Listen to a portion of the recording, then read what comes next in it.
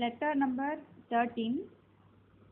இதில் வந்து என்ன சொல்லியிருக்காங்க அப்படின்னா, how religion began and division of labour, இதை பற்றி தான் சொல்லியிருக்காங்க. இதுக்கு முன்னாடி லெட்டரில் வந்து யங்ஸ்டர்ஸ் வந்து இப்போ எப்படி யங்ஸ்டர் முக்கியமாக ஜென்ஸ் எப்படி வந்து இப்போ எல்லாத்துக்குமே அவங்க வந்து பயப்பட ஸ்டார்ட் பண்ணிட்டாங்கங்கிற மாதிரி சொல்லியிருப்பாங்க. காடோட ஃபெய்த்தை பற்றியும் வந்து சொல்லியிருப்பாங்க. இப்போ வந்து காடு வந்து பீப்புள் வந்து எல்லா பிளேஸ்லையும் இருக்கிற மாதிரி பார்க்க ஸ்டார்ட் பண்ணிட்டாங்க. காடுன்னு ஒரு விஷயம் வந்து எல்லாத்துலேயும் இருக்குது. காடு, மலை, மேகத்தில் இந்த மாதிரி ரிவர், இந்த மாதிரி தூண்ல இருப்பார் துரும்புல இருப்பார்னு சொல்கிறோம் இல்லையா, அந்த மாதிரி வந்து பார்க்க ஆரம்பிச்சிட்டாங்க. எல்லா பக்கமும் வந்து காடோட ஒரு இது இருக்குது அப்படின்னு சொல்லி நினைக்கிறக்க ஆரம்பிச்சிட்டாங்க.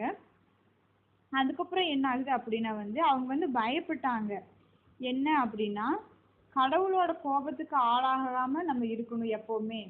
நம்ம வந்து இது செஞ்சால் கடவுள் காப்பாற்றுவார், இது செஞ்சால் வந்து தண்டிப்பார்னு சொல்லி சொல்கிறோம் இல்லையா, அந்த மாதிரியான அந்த ஃபெய்த் வந்து எப்படி வந்துச்சு அப்படின்னு சொல்லி சொல்கிறாங்க.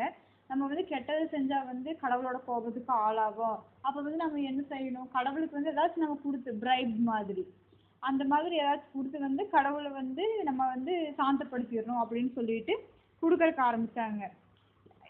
எஸ்பெஷலி வந்து ஃபுட்டு, இந்த மாதிரி நம்ம படையல் போடுவோம் இல்லையா, சாமிக்கெல்லாம் இப்போ போடுறோம்ல, அந்த மாதிரி வந்து கடவுளுக்கு கொடுக்க ஆரம்பித்தாங்க.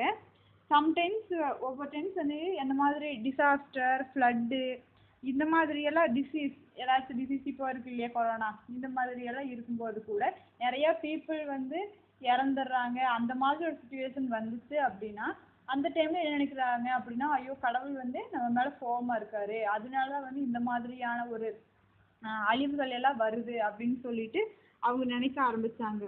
ஸோ அவங்க என்ன பண்ணாங்க அப்படின்னா, இந்த மாதிரி டைமில் பீப்புளை கூட சாக்ரிஃபைஸ் பண்ணறதுக்கு அவங்க ரெடியாக இருந்தாங்க. என்னன்னா, ஈவன் அவங்களோட ஓன் சில்ட்ரனை கூட கில் பண்ணி கடவுளுக்கு கொடுக்குற மாதிரி பலி கொடுக்குறாங்கல்ல, அந்த மாதிரி கொடுக்குற லெவலுக்கு வந்து அவங்க வந்து கடவுள் மேலே ஒரு பயம் இருந்துச்சு. பட் அது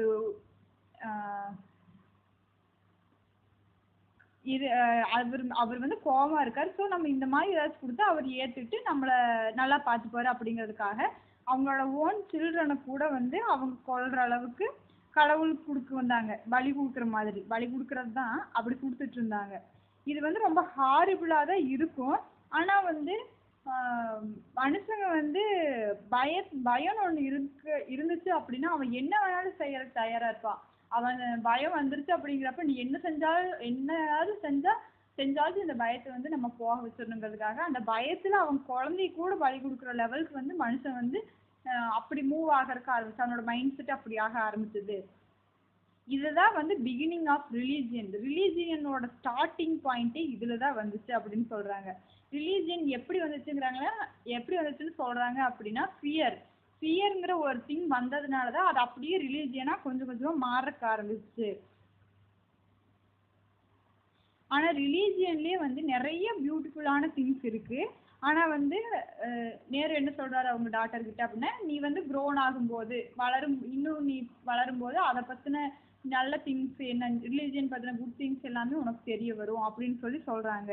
தென் வந்து இப்போ என்ன சொல்கிறாங்க அப்படின்னா, இது எப்படி வந்து க்ரோ ஆச்சு அப்படிங்கிறத நீ தெரிஞ்சுப்ப அப்படின்ட்டு விட்டுட்டு, இப்போ நம்ம ரெகுலர் லைஃப்லேயே பார்க்குறோம்ல, நம்ம மனுஷங்களா ஃபைட் பண்ணிட்டு அந்த மாதிரியான எல்லாமே வந்து எதனால வந்து வருது அப்படின்னா, ஒரு ரிலீஜியனை வந்து மென்ஷன் பண்ணி வேற ரிலீஜியன்காரன்னா ஏதாவது ஒரு ப்ராப்ளம் இருந்துகிட்டே இருக்குல்ல, அந்த மாதிரியான விஷயங்கள் எல்லாமே கூட நடக்கிறக்க ஆரம்பிச்சிருச்சு. இப்படி ஒரு ரிலீஜியன் ஒன்று வர்றதுனால சின்ன சின்ன விஷயத்துக்கு கூட பயப்பட ஆரம்பிச்சாங்க.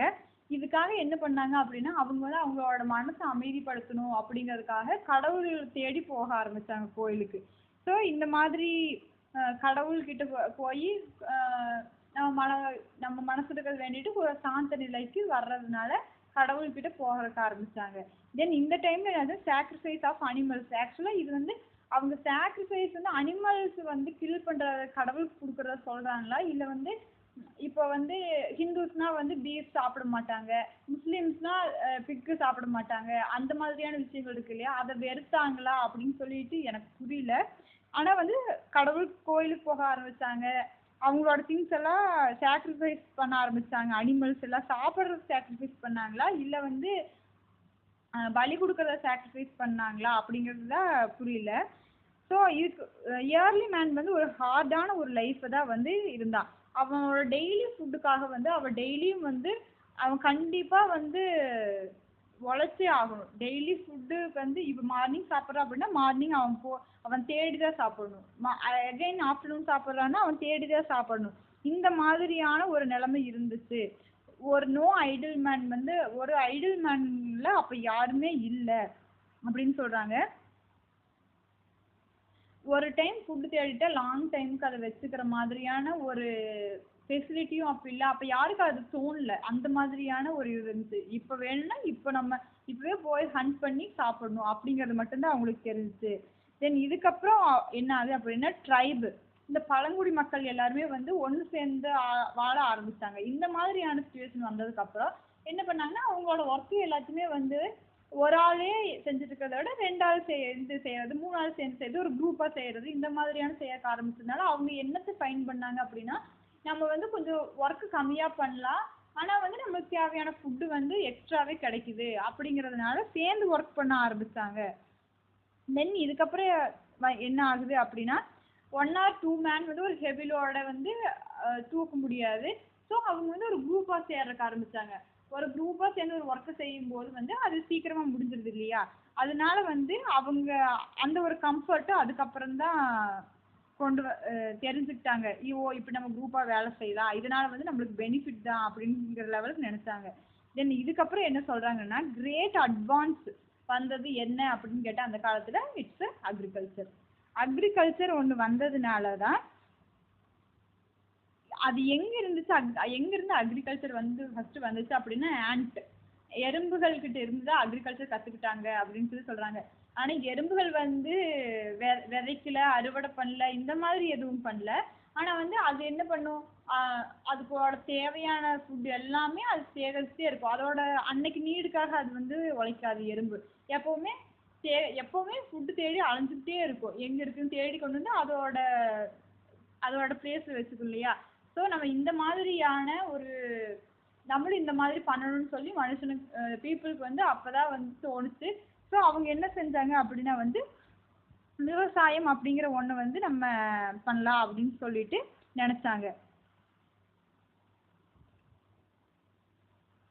அக்ரிகல்ச்சர் பண்ணுறதுனால வந்து நம்ம ஃபுட்டும் வந்து ஓரளவுக்கு ஈஸியாக கிடைக்கும் அப்படின்னு சொல்லி மென் வந்து எல்லா டைமும் வந்து ஹண்ட் பண்ணிகிட்டே இருக்க முடியாதுல்ல.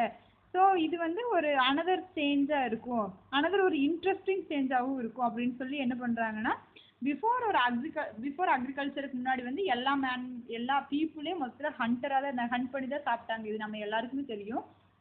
ஸோ அதுக்கப்புறம் அக்ரிகல்ச்சர் வந்ததுக்கப்புறம் தான் வந்து அவங்க வந்து அவங்களோட லெவலவே கொஞ்சம் சேஞ்ச் பண்ணிக்கிட்டாங்க. இதுக்கப்புறம் என்ன ஆகுது அப்படின்னா ஹண்டிங் வந்து மென் தான் பண்ணுவாங்க. விமன் வந்து என்ன பண்ணுவாங்கன்னா அவங்களோட சில்ட்ரனை பார்த்துப்பாங்க, ஃப்ரூட்ஸ் எல்லாம் கேதர் பண்ணி தருவாங்க, இந்த மாதிரியான ஒர்க்கு தான் பண்ணிட்டு இருந்தாங்க. ஆனால் அக்ரிகல்ச்சர் வந்ததுக்கு அப்புறம் டிஃப்ரெண்ட் கைண்ட்ஸ் ஆஃப் ஒர்க் வர்றதுக்கு ஆரம்பிச்சிச்சு. ஃபீல்ட்ஸ்லையெல்லாம் ஒர்க் வர ஆரம்பிச்சிச்சு. எல்லாருமே வந்து தோட்டம், காடு இந்த மாதிரியான இடங்கள்ல எல்லாம் ஒன்று சேர்ந்து வேலை செய்யறதுக்கு ஆரம்பித்தாங்க. தென் மாட்டு பண்ணையெல்லாம் இருக்கு இல்லையா, அந்த மாதிரியெல்லாம் வைக்கிறதுக்கு ஆரம்பித்தாங்க. கவுஸ் எல்லாம் கவு, ஷீப்பு இந்த மாதிரியானது எல்லாமே வளர்த்துறக்க ஆரம்பித்தாங்க.